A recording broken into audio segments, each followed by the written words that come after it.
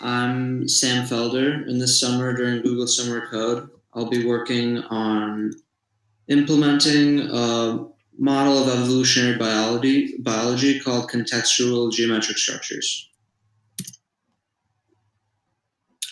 Some of the things I'll be going over in depth during this presentation include the community I'll be working with, the paper that spawned the idea for the project I'm working on, and how I will be implementing that project.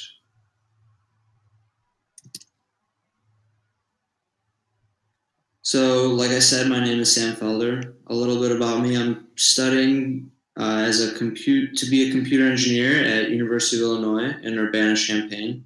I'll be a senior next semester.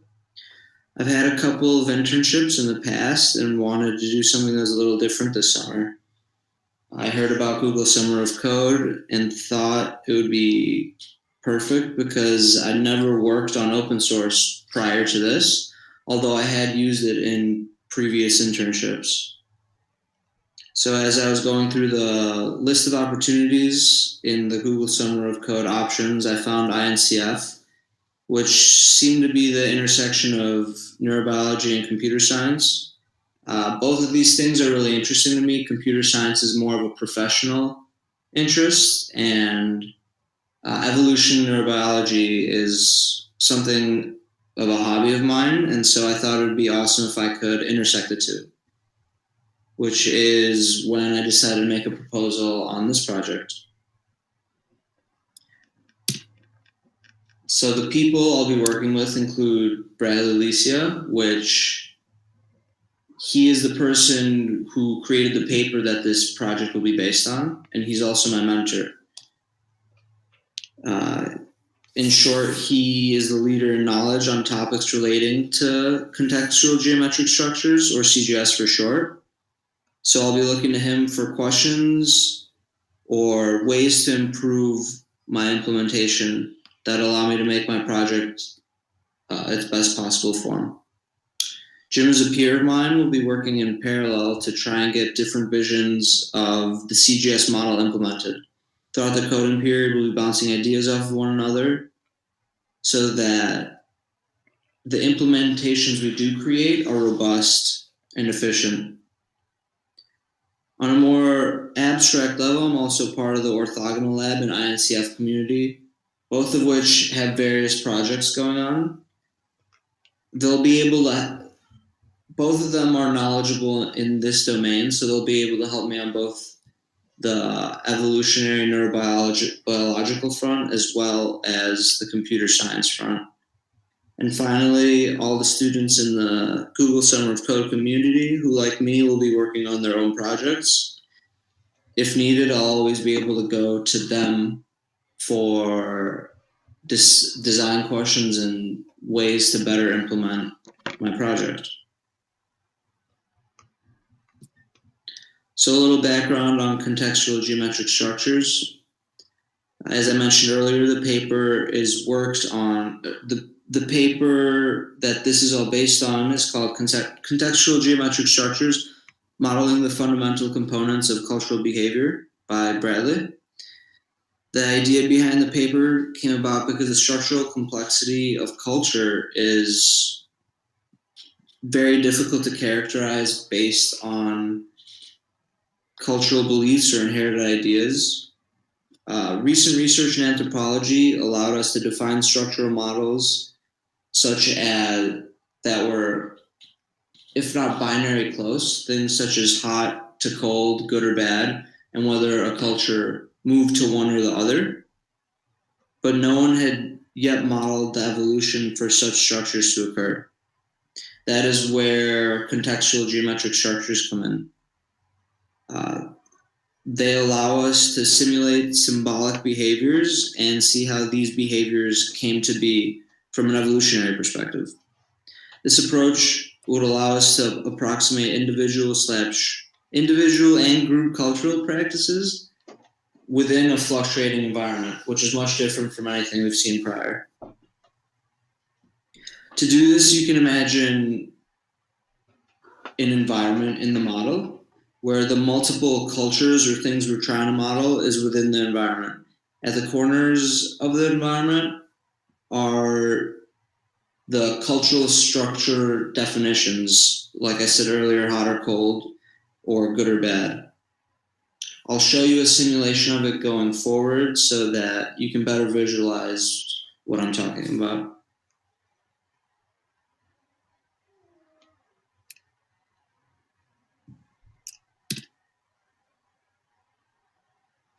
So in implementing this, there were a few things I wanted to consider. Of course, the requirements was the biggest, and that was to simulate in real time, in a real-time environment, where we could model different automata or cultures. In order to do this, I decided to go with an object-oriented design approach that would allow for people who work on this project in the future, as well as users, to have an easier time working with the code base as well as running the code.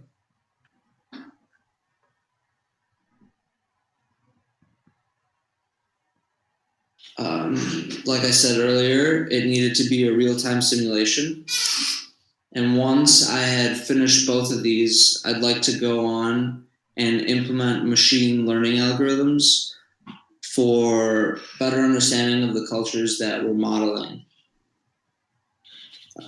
Once that's over, I will also create benchmark tests that allow us to better model, or that allow us to monitor the performance of what I'm using, or the program we're running, as well as improving the performance.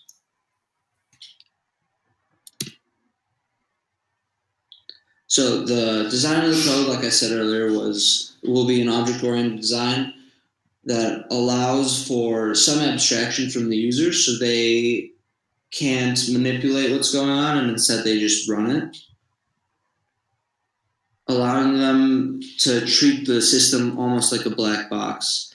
And I'll do this by using a graphic factory class, which I could show right here. So some of the things I've implemented so far, you could think of this is the creation method, where it goes and creates everything necessary for the model to be displayed. You could see through the code here, we first create a lamp and a camera, and then a kernel. The kernel is the environment I mentioned earlier, as well as multiple cultures and text. And once that's all created, it goes to the main method that positions everything. The reason I did this is because there are now lower layers of code. As you can see here, create lamp, create camera, create kernel, create culture, which I didn't think the user needed to be aware of. This would allow for easy refactoring in the future.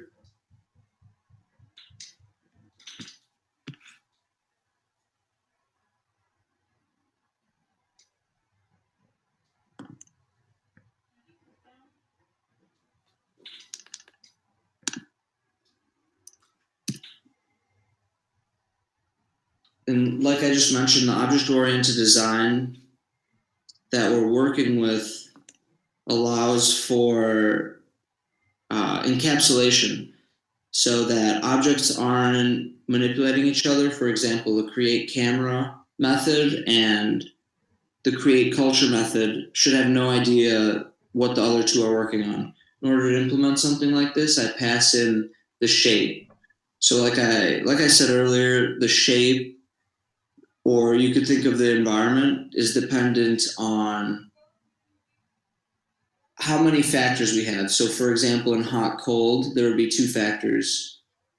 In, say, we had three factors, then there would be, you could say something like good, bad, and something that was culturally biased. In terms of this, we could say smart. And that would be 3 tuples. So the shape would be a triangle. We pass in the triangle or the rectangle, at which point none of these objects know what type of environment there will be. They just know what type of culture or kernel they need to create.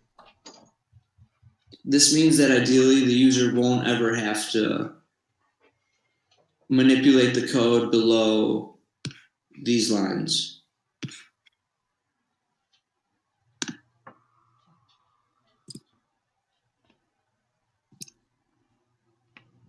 The real-time simulation aspect of it would be that we could test this in real time. So ideally we're passing in data that allows for real-time visuals. And in order to do that, I use Blender, a design tool for real-time simulations. I can show you that now.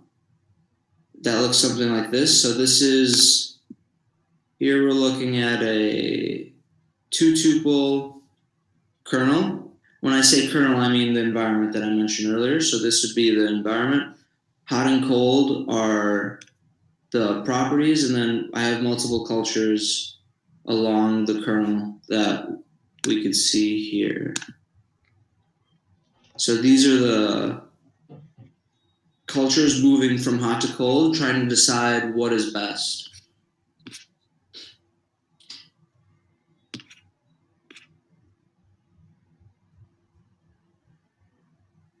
And in order to further propagate the idea of real-time simulation, I will implement a time modeling system similar to, you could think of something like the Sims game if you've ever played it, or if not, something that allows us to model, say, 1,000 years or 20 years with the same program. This would allow us to see how much both the culture and the evolution affect the outcome.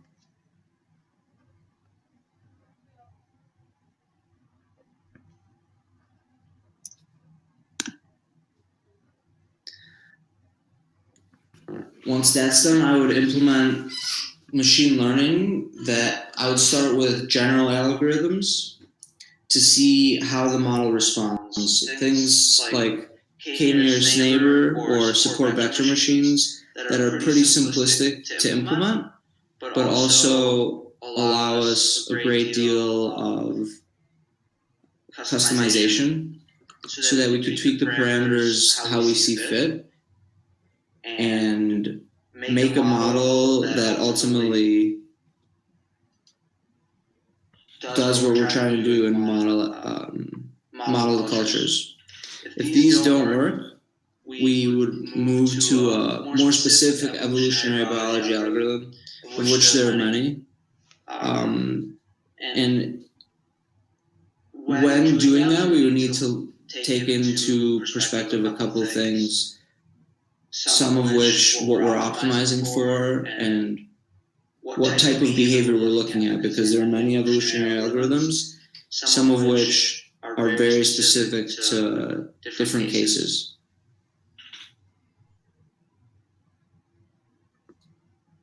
Some of these include the mimetic algorithm made by Stephen Hawking and other evolutionary algorithms. Once that was done, I would create benchmark tests that would monitor simulation speed, simulation accuracy, and simulation variability. To monitor simulation speed, I would make sure that the time, everything is in according with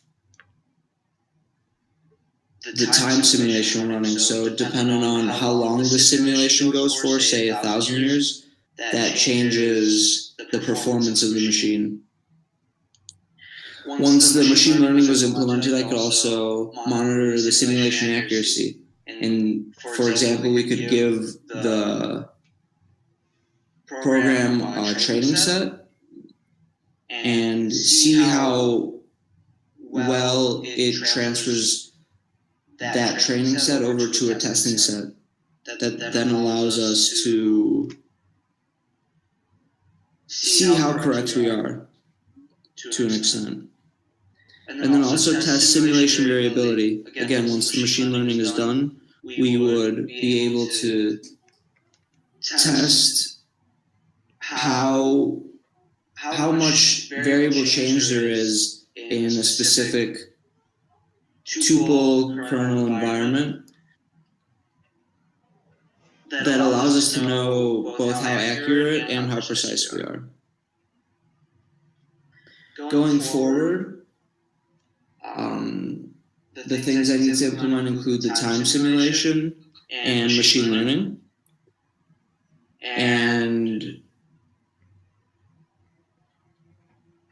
I look forward to it. That's all. Any questions, brother? Yes, it's very good. So I guess your schedule is going to be, like you just kind of went through it. You're going to sort of implement it in Blender. You're going to try different algorithms, and then you're going to do benchmarking. Is that the basic flow of the? Yeah, I think. So with benchmarking, I'll also be able to implement those concurrently. Okay. With some of the other things I'm doing, including the real-time simulation. So I'm hoping I'll be able to get that done concurrently so that it's not as jam-packed at the end. But I believe, yeah, it should be fine. And like, we'll work around if things, as we go along, we'll see, how things pace out, and some steps might be easier than other steps, so that's not too much of a problem. We'll figure that out. Also, I'm trying to get my hands on some data for you to benchmark too. That's awesome. Yeah, so we'll see about that. Yeah, I like your approach. The object-oriented approach is really nice. So I think that's something that you can really kind of emphasize too. Now you're going to do this presentation, then you're going to do a final presentation, which is at the end of the summer, and the final presentation will build on these slides.